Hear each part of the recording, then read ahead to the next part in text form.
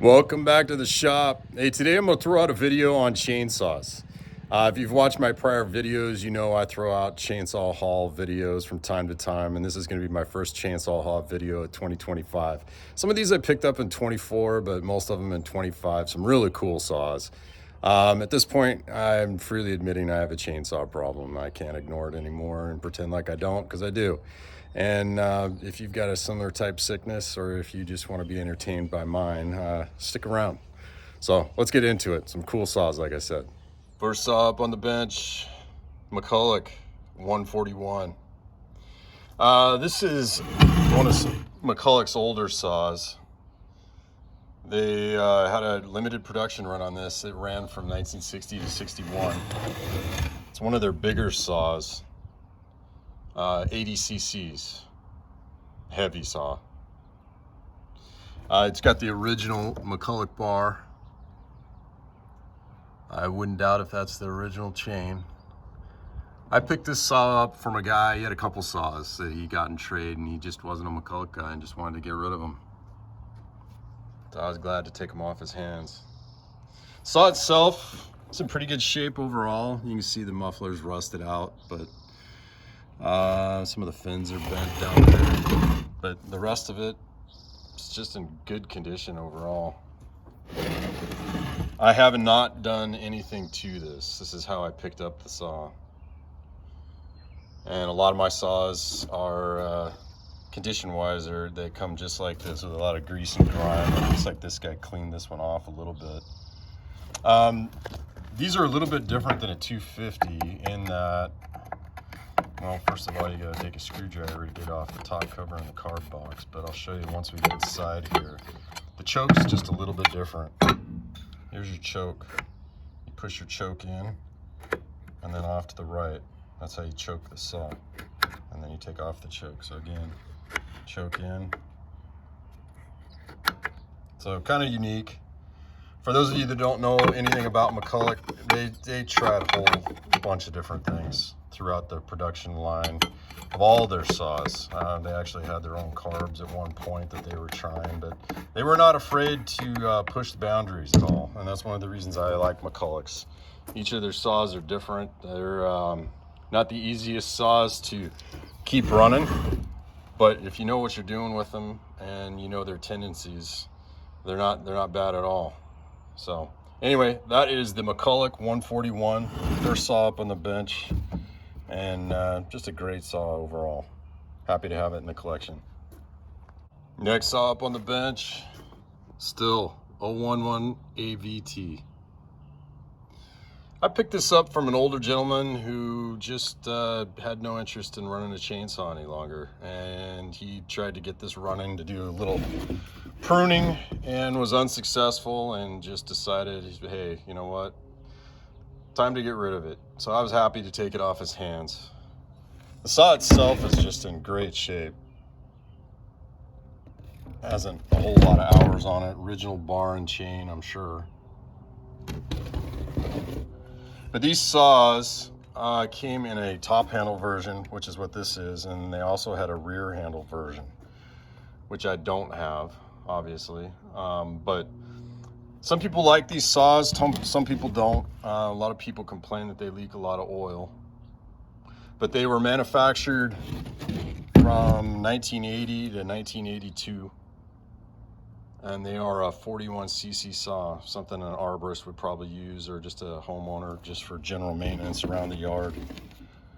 But I'm excited to dive into this. I doubt that it's anything major. I'm sure it's a fuel issue, either in the carburetor or with the fuel filter. So I don't think it's going to take much to get this thing up and running, but I just haven't dove into it yet. So anyway, cool little saw. Anytime I can add another Stihl to the collection, I definitely will. It'll sit nicely next to my 020.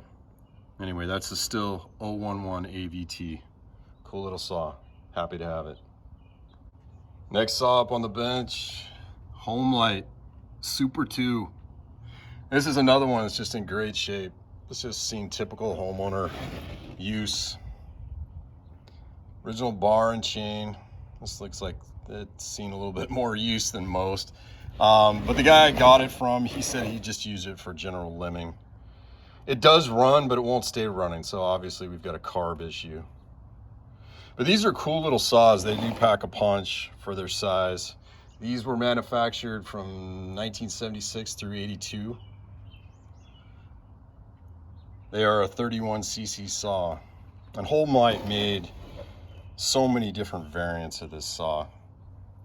I've got another one I pulled out just for this video to show you. This one is a plastic case. Some of them that they made had 2 triggers. The one up on the bench right now has just got the 1 trigger. You see here. But the other one that I have, I'll show you here. This is the magnesium case version. It has 2 triggers, so you can run it as a top handle saw and a rear handle saw.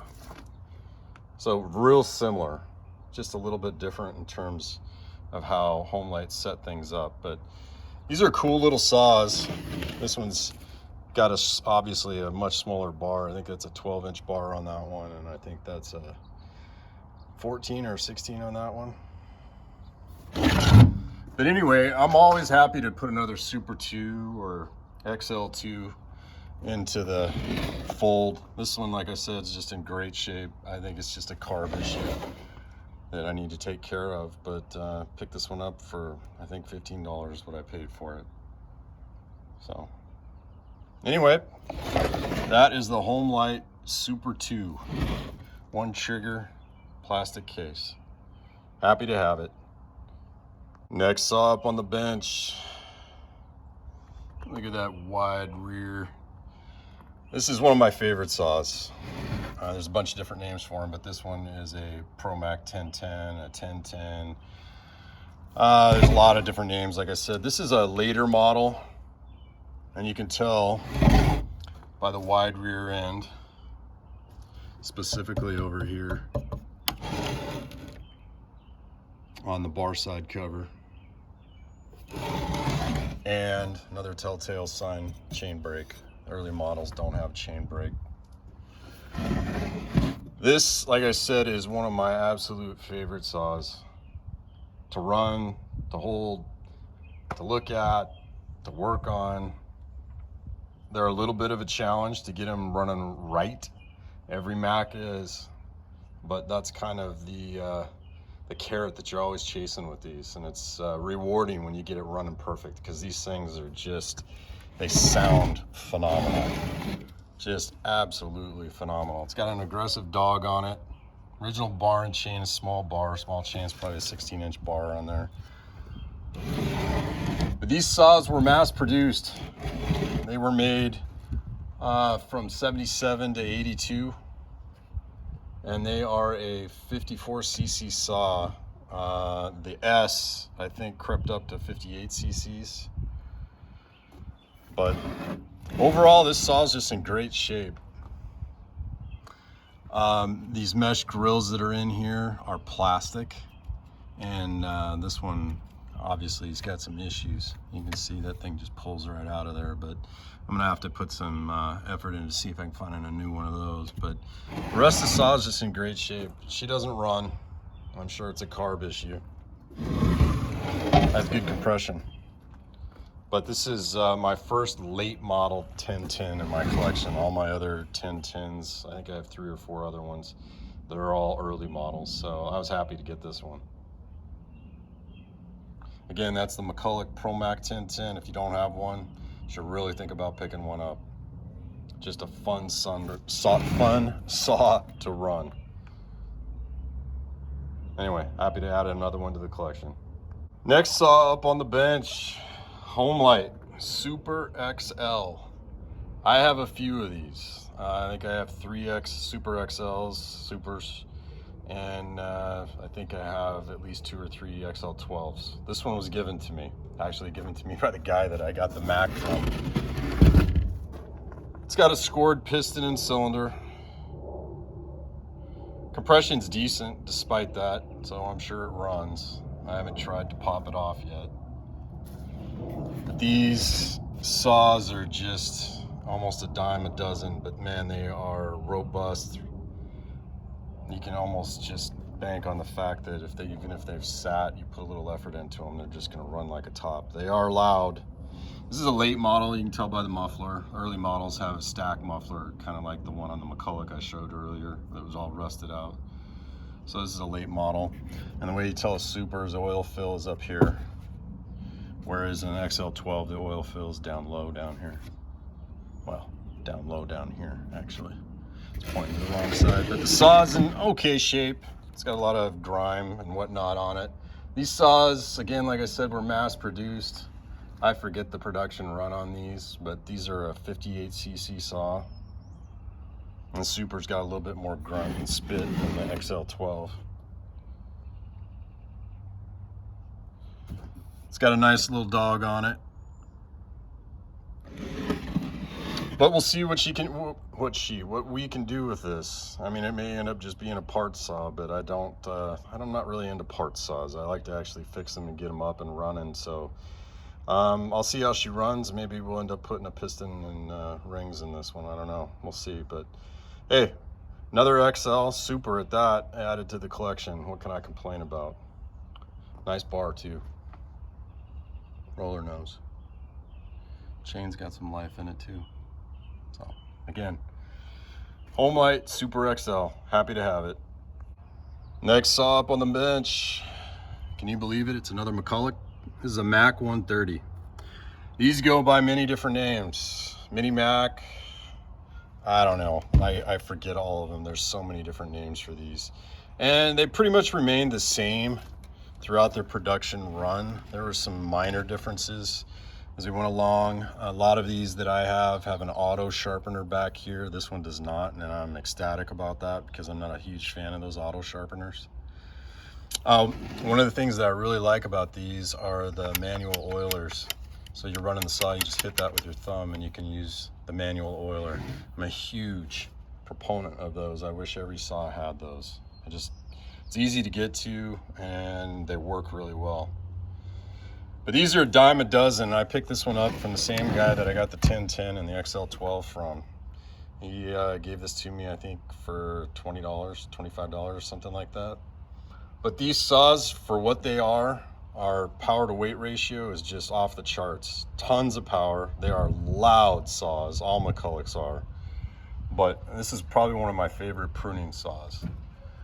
These were manufactured for about 20 years. They ran from 77